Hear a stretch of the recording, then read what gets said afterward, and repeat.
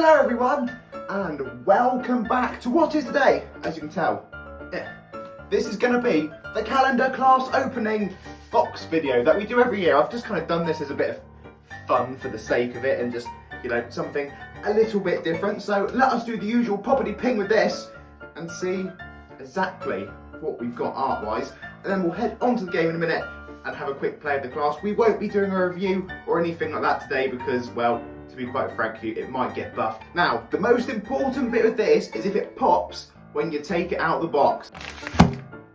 Oh yes, it popped. You know it's a good calendar if it pops. I should also say that this video is not sponsored in any way, shape or form. I have to pay an extortionate rate of postage to get this over here.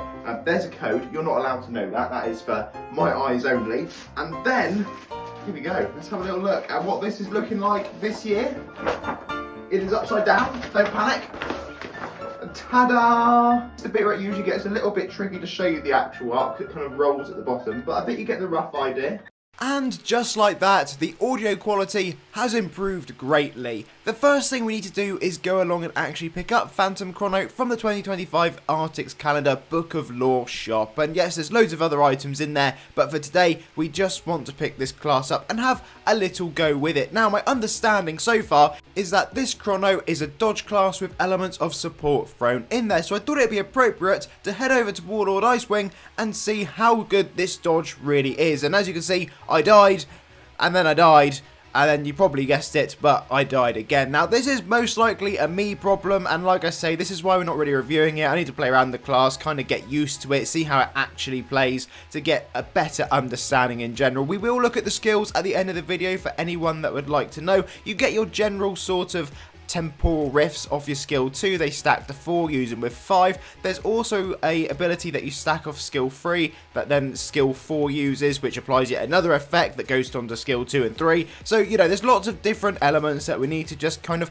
have a real go with, have a little play with before I come back to you. And inevitably, this class is probably going to get some form of change within the next week or two. So I really do just want to make sure we're clear of all that before I make a video and it's outdated almost instantly. We haven't really had a dodge chrono before, so it is something a little bit new that we're getting, so I do quite like that idea. I still feel like this one is aimed towards ultra fights, and I don't know whether that's just out of force of habit thinking, but it just kind of feels that way to me. It doesn't seem to really be hitting those mega high DPS numbers that you'd expect of an out and out soloer, but again, that could just be all down to my setup and user error, which I would greatly expect is the more likely reason at this moment in time. I will also be taking it along to some ultra battles to see how it does there. I do still feel like it will perform well in ultras, so that is yet to be seen though.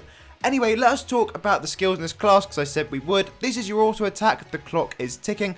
Swing your scythe at your opponent, dealing unavoidable damage while applying no escape from death, reducing their dodge by 30%, outgoing damage by 20%, and crit chance by 15% for 20 seconds. Damage dealt is based on spell power and the number of seconds to midnight stacks you have. So, seconds to midnight stacks we'll come on to in a moment.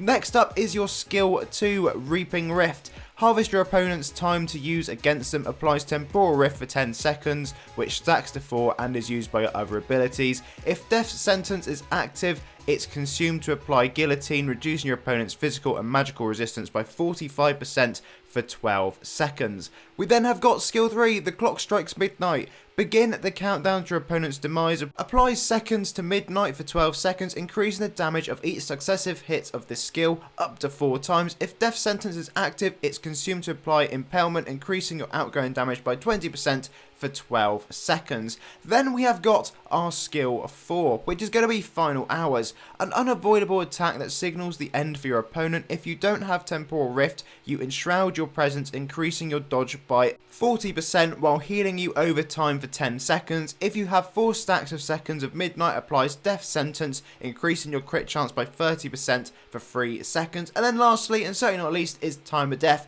Carry out your opponent's execution, dealing damage based on the amount you've dealt in the last 10 seconds while Temporal Rift was active. Damage scales with each stack of Temporal Rift and consumes those stacks. Remove seconds to midnight and Death Sentence.